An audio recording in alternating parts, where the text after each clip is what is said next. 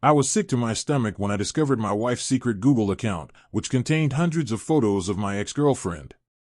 I, 36, met my wife Bailey, 33, 9 years ago through mutual coworkers, and we hit it off immediately. I fell absolutely head over heels with this woman. She was everything I was looking for. I had gotten out of a toxic, dare I say abusive long-term relationship right before that with a woman Bailey had been acquainted with, but not friends with. I had her blocked on everything and had no contact with her since breaking up. We got married right after the tail end of the pandemic, bought our first house together, and started trying to conceive. That was difficult because Bailey has PCOS, but last year she finally gave birth to our first daughter. I'm having a blast being a dad. It's kind of a dream come true. I finally got my happy life with my perfect wife. My perfect wife. Until last Monday. My laptop's battery hit the bed, so I opened up Bailey's work tablet with an attached keyboard. You can set it up like a monitor to check on some tax stuff. She wasn't home, it was just me and the baby, but we've never asked permission to use each other's devices. We've always been open like that. There's nothing for us to hide. That's what I thought. When I opened up the internet, I noticed she had the incognito tab open. Never in a million years did I expect to discover what I did. My wife has an account with a photo album saved called XX. So I clicked on it. Did I discover an affair? Nudes? Nope. In this Google album were over 300 photos, 348 actually, of my ex. The woman I was with right before I met Bailey. The woman who tormented me and made me feel worthless. The album said it was started back right around the time Bailey and I started dating, and was updated as recently as 2 weeks ago. The photos range from candid shots with family to pictures at her work functions. There were even pictures from her yearbook. I don't know how Bailey could have found her high school yearbook photos. Photos from vacations, Idaho photos from work. Pictures of her in crowds, screenshots of videos and screen recordings of videos. Just her. The other people in the photos would be scribbled out, or the photo would be cropped and zoomed in just on my ex. There were other disturbing things I found too. There was another album with just zoomed up pictures of my ex's hair. Come to think of it, Bailey had recently started wearing her hair different and my ex had a very identifiable hair type.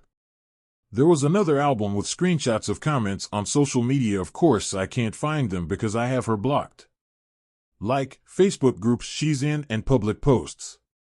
And my ex is very low-key on social media. I can't imagine the lengths Bailey went to find them. My ex literally lives in another country now. There were also different links to the exact outfit she was wearing, like very specific blouses and trousers you'd have to really go looking for to find, a specific water bottle I remembered purchasing, and identical hiking boots and sandals. So basically, my partner of almost a decade has been a single white female.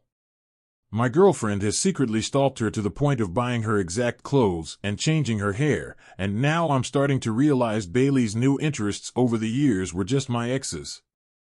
Bailey has turned herself into my ex.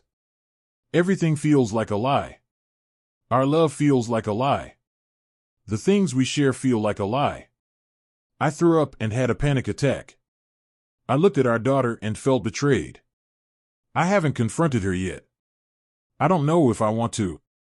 I want to run away with our daughter.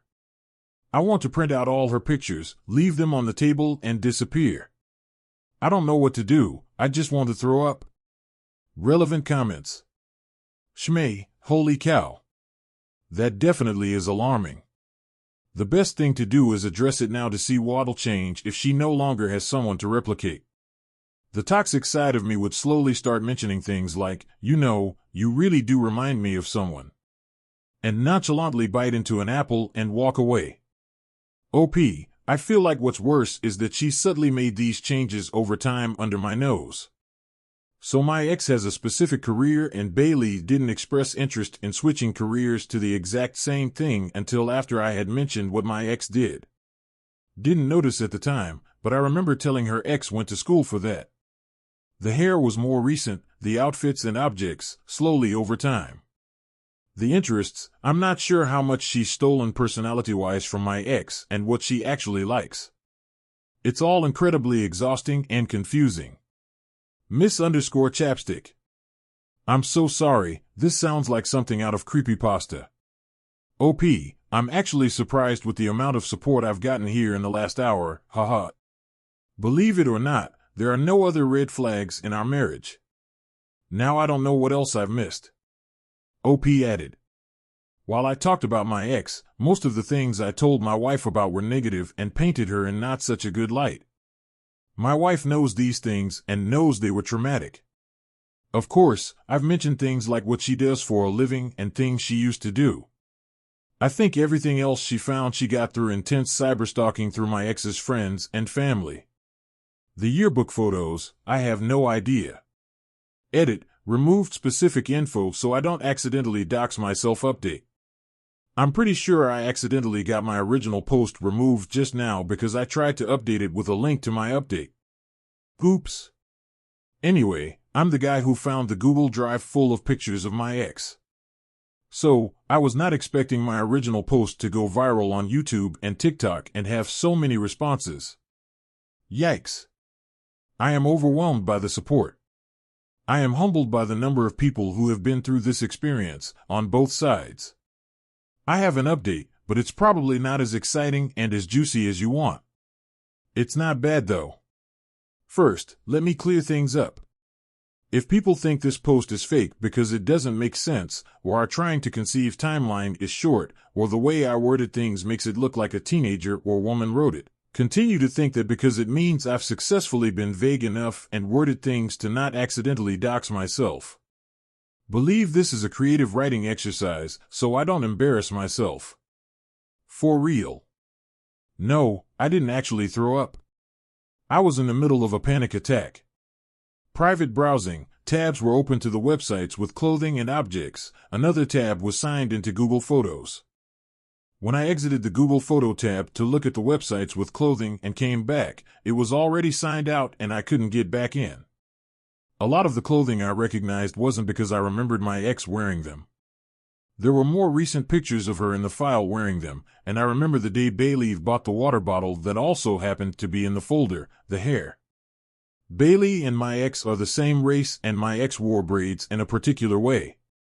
Not so particular that it's exclusive to my ex, because Bailey has also worn different braids, but seeing pictures of her made me put two and two together. Is there any way Bailey could have gotten with me in an attempt to get to my ex? Was Bailey possibly obsessed with my ex before she met me? Probably not, because Bailey grew up here and my ex originally moved here for university. And while you can drive across the border, it's not that easy, and I don't think Bailey was going back and forth to stalk her in person. Also, the reasons why my ex and I broke up have nothing to do with Bailey, and she could not have had any involvement. On to the actual update. The next day when I had calmed down, I called several social workers and therapists. I was planning to confront her there. Unfortunately, the only places that take our insurance did not have an opening for another couple weeks. So despite what a lot of you think, I've known my wife for nearly a decade, and even while I was confused and upset and doubting things, I didn't think she'd be a danger to me. We took the baby to Grandma's and I asked her to go for a walk with me. I did not beat around the bush and straight up told her I found the folder. Her face got very red and she was frozen, but also tried to play dumb at first. I was persistent and she started crying and begged me not to leave her. This is what I uncovered. Bailey first started looking up my ex out of curiosity. To keep tabs, I guess? But over time it became more pathological. It's like she got addicted to it, but she also wanted to please me. Okay, maybe I talked about my ex a lot more than I thought, and Bailey wanted to emulate the good parts. She told me she really doesn't know who she is, and my ex's image was something she latched onto because she had me first. Finding information about her became a game. Finding the clothing and objects became a game, by searching things like blue water bottle green stripe, until the couple compared the product to a photo and found the exact one. The reason why I couldn't find the posts wasn't because I had blocked my ex, but because my ex had made a new Facebook under a different name. Bailey found her profile by searching up a family member. She made fake social media and added enough mutual friends until she could see my ex's posts and until her private Instagram accepted her. She weaseled her way into her exercise Facebook group where the videos were posted and searched her school on a yearbook website to find the yearbook pictures. Over time, she just collected the images and would get excited to find something new, despite the fact that my ex is extremely private on social media. The folder had originally been called Hex the Ex. In case I discovered it, she was going to make the excuse of saving the pictures to put a hex on her. When she made a burner Google account, she deleted the old folder and named the new one XX. Then she got sloppy and comfortable, and that's right around the time I just happened to open the work tablet. We took a break. It was a while. We made it to couples counseling, and Bailey and I also began seeing separate therapists. She still has not had an assessment with a psychiatrist, but it's on the list. She promised to stop and deleted the album in front of me. Slowly, certain clothing items began to disappear from the closet. I still do not entirely trust her, and that is for me to work on. I'm afraid she has another secret account somewhere, like a backup. The physical mimicking is actually stopping though, including the hair change. We're still not okay. I want us to be okay. And it's okay if that takes time. If we end up not being okay, then that's something I have to deal with. What I do know is that my wife is incredibly insecure, probably mentally ill, and is misled. I don't really want to walk away from that.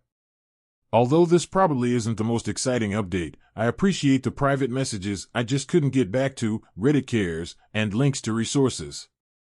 I'm not sure how I feel about social media, YouTube, and TikTok picking up on my story, though. That's wild. Until next time, if I ever give another update, I hope it's a good one. Relevant comments. Biscuit Brown, the outcome does not look positive. Why stay in a one-sided relationship? At least put a plan together that runs concurrently so you're prepared should it not work out. Seek legal advice, prepare evidence, and don't do anything stupid. At least then you will be in a better place either way. OP, a plan is something I'm still having trouble coming up with. And it's been a couple months. I think I'm afraid to make a plan. Does that make sense? / Now to the next story, story 2. My wife and I recently encountered a significant issue with her parents because they used X39 patches on our daughter without our consent. I know how the title sounds, but please bear with me. Throw away for obvious reasons. I, 24, and my wife, 24, recently had our daughter in July. She is the best thing to ever happen to my wife and I, and we couldn't be more thrilled to have our little bundle of joy. She recently got sick while staying with her grandparents, my in-laws, while my wife and I took a trip for work. For context, my in-laws are really big into LifeWave X39. It's a patch that supposedly helps regrow stem cells by reflecting light rays back into your body, allowing your body to produce more stem cells to fight off diseases and sickness. If you ask me, it sounds like snake oil, and my wife agrees, calling it a pyramid scheme. The only way to get said patches is by spending well over $1,000, and then you're tasked with selling the patches yourself. It's essentially some multi-level marketing product, where the more patches you sell, the more money you make. Falling right in line with my wife's comparison to a pyramid scheme, but MLMs are somehow legal. Now I've tried doing research on X39, and the only comments I've seen praise said product are brand new accounts never used before or after, or their entire profile is dedicated to shilling out for LifeWave X39. In my own research, they appear to just be overpriced stickers. They contain no medication, no special UV rays, or anything of the sort. They're literally just an overpriced sticker with an air bubble. But my wife and I have made it very clear that we wanted no part in X39, nor did we want our daughter to have it. Even if it's fake, we wanted no part in it, and on the off chance it did something, I didn't want our daughter to be used as their lab rat or guinea pig. Now, before we left our daughter with my in-laws, we provided them with some infant medication, just in case she got sick. Can never be too safe, you know? Well, we returned home from the work trip early because our daughter wasn't getting any better, so we picked her up and went home. We were going to give her a bath, and in the process of taking her jacket off, we found an X39 patch on her arm. Upon finding it, we immediately called her parents and demanded to know why she had a patch on her. Her parents tried saying that it's safe for the baby. We even ordered the ones for ages 7 and younger. And that it's practically medication. Their words. Which still didn't answer our question. So my wife checked the go bag, and the Motrin we gave them was, while it was used, not used very much at all. Her parents tried claiming that someone else in their group or whatever gave it to their son and they got better in a week. Point is, we didn't buy it nor did we care. We've made it abundantly clear that we wanted nothing to do with X39 and we didn't want our daughter to be a part of it. They failed to listen. My wife was on the phone with them for over an hour, and while I don't know the exact length the conversation went to, I know it at least ended with her screaming going to see my fucking daughter again, and if you attempt to come to my house we will call the police. Before hanging up. That was 3 days ago now, and we've had several missed calls from family members, her parents, her siblings, and even family friends, all saying that we overreacted, and they were just trying to help. Maybe we overreacted, but we wanted nothing to do with that. And despite making it clear, they went against our wishes and did it anyway. And instead of giving my daughter actual medication, they tried to give her some placebo patch. Her parents tried claiming that we're stopping them from seeing their only grandchild over something so small. But we did want to hear it. Relevant comments. Comment 1. I kinda think you Tosh for leaving your sick baby to go out of town. OP, we didn't leave a sick baby to go out of town. We left her with her grandparents while she was fine. We only packed Motrin because, as I stated in my post, you can never be too careful. She got sick while we were out of town, not before. Comment 2. You say that like it's snake oil, like it's just as bad as the X39. Was it Advil and cough syrup? Or just a generic bottle that you wrote infant medication on? You expect us to believe that you gave them medication just in case she got sick and then she immediately got sick? Come on, this sounds like total BS. OP, her grandparents don't exactly have children medication laying around. We packed her Motrin, which I quite literally stated later in the post had you read it, not some generic bottle or snake oil, and just as bad, nor do they have the ability to really go anywhere. They live a good 30-40 minutes outside of any nearby town. The drive to and from her parents is a grand whole hour drive from where we live. And my wife and I quite literally work with sick people all the time. No, I'm not a doctor, nor do we have medical expertise. So my wife and I contracting something is usually pretty high, so we pack Motrin or whatever the store brand is that we'll buy every time we left her with her grandparents for more than a day. Update 1. About a month ago I made this post ranting about my in-laws' weird obsession with a, for lack of a better term, cult regarding stem cell regeneration through patches, which clearly isn't a real thing. There's been some development on that end, and while I'm confident things will likely end here, I wanted to give a quick update for those who may have been curious. I'm writing this on the toilet at work, so don't mind the roochiness of it all. After my wife essentially cut ties with them and we all received a million phone calls and text messages from family and friends, things quieted down for about a week or two. We started having my sister watch our daughter instead, when we had to work. We haven't had another out-of-trip town since the initial post, however. Through those couple of weeks we never really heard anything beyond a couple of supposed shit-talking posts on Facebook bitching about us, but I can't seem to find the posts. We thought things were, probably, hopefully, going to end there, but boy were we wrong. And this is quite the jump from the last post. My wife and I were visited by CPS about 2 weeks ago or so, after they received concerning calls about supposed child abuse and negligence within the household. Of course, nothing like that happened and the caseworker was very quick to see that. We had asked who reported her, and while she couldn't say we had a suspicion it was from her parents. We were completely helpful and cooperative with the caseworker, and after she left that night, my wife called her mom up and asked her if she's the one who called CPS. Surprisingly, her mother took full accountability, but, not so surprisingly, tried to spin it around in her favor, claiming that she did it for our own good because our daughter was sick and she wasn't getting any better, when she was there so clearly we were doing something awful as parents. Kids get sick, it happens, but they're also extreme anti-vaxxers. Not just COVID, I mean everything. From even something as trivial as the flu shot. Yet, they're willing to shell out thousands of dollars for some supposed stem cell regeneration sticker. The fucking hypocrisy and irony in their bullshit is unmatched. My wife didn't really know how to react to that, so she basically told her mom to go fuck herself, and she wants nothing to do with her again. I know I saw a few comments on the last post saying maybe we shouldn't have cut them out entirely, but now I'm starting to question why we didn't cut them out years ago, before our daughter was even a thought in our heads. About a week after the first audit, my mother-in-law showed up to our house on my day off while my wife was at work and essentially demanded to see our daughter, forcing her way into our home by pushing past my arm. When I told her to get the hell out of my house, she had no business matching in here like that. She essentially told me that I'm unfit to be a parent because I'm depriving my daughter of help she desperately needed, because she's clearly a very sick child. My daughter is perfectly healthy right now, and in fact, has had no stuffy nose and no high temperature. Nothing. I told my MIL straight up that she was batshit insane.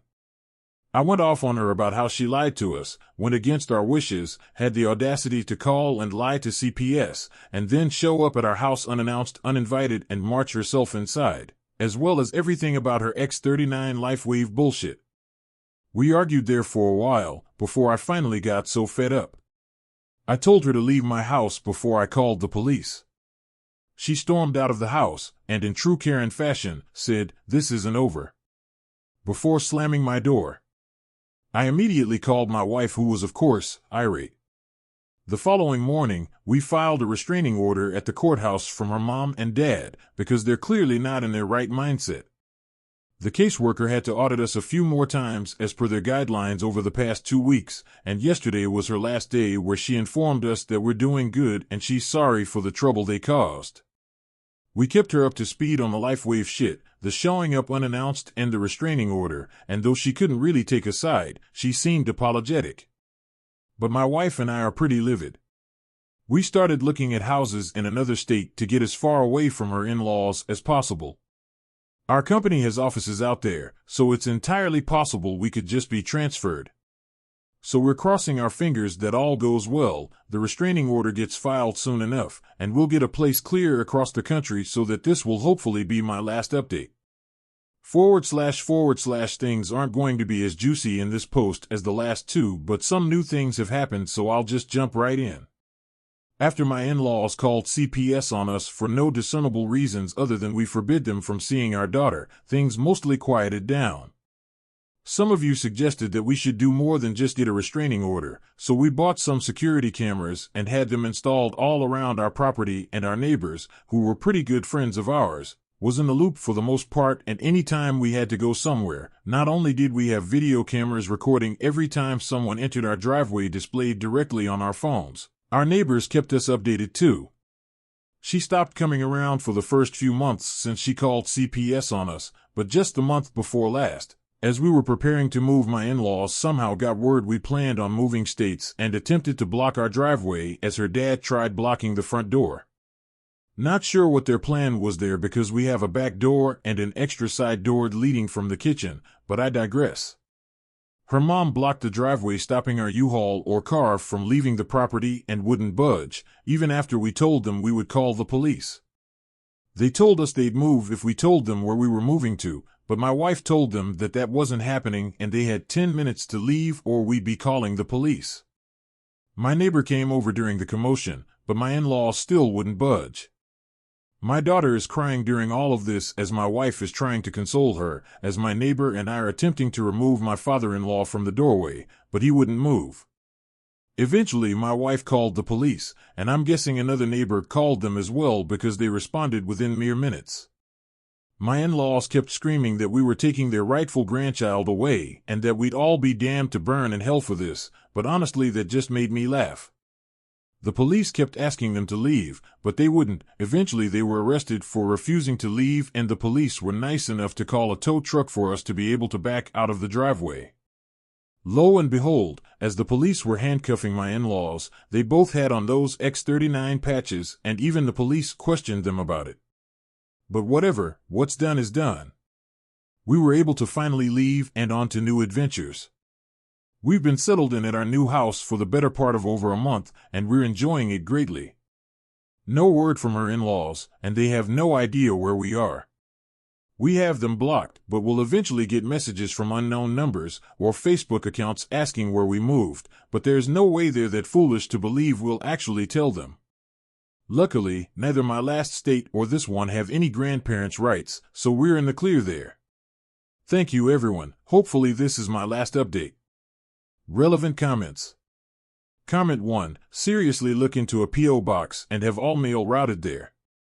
OP, hey there? We actually did get our mail routed to a P.O. box. Comment 2. Why were they not arrested for violating a restraining order? OP, we informed the police they had a restraining order, I just don't think they cared. They were more concerned with getting them off our property as opposed to them violating the restraining order. I think one of their final charges after being arrested was violation of a restraining order though. The police just didn't seem to care at the time, which is unfortunate, to say the least. Thank you for watching. If you haven't subscribed yet, please do so and hit the notification bell to stay updated with more shocking real-life stories happening around you. //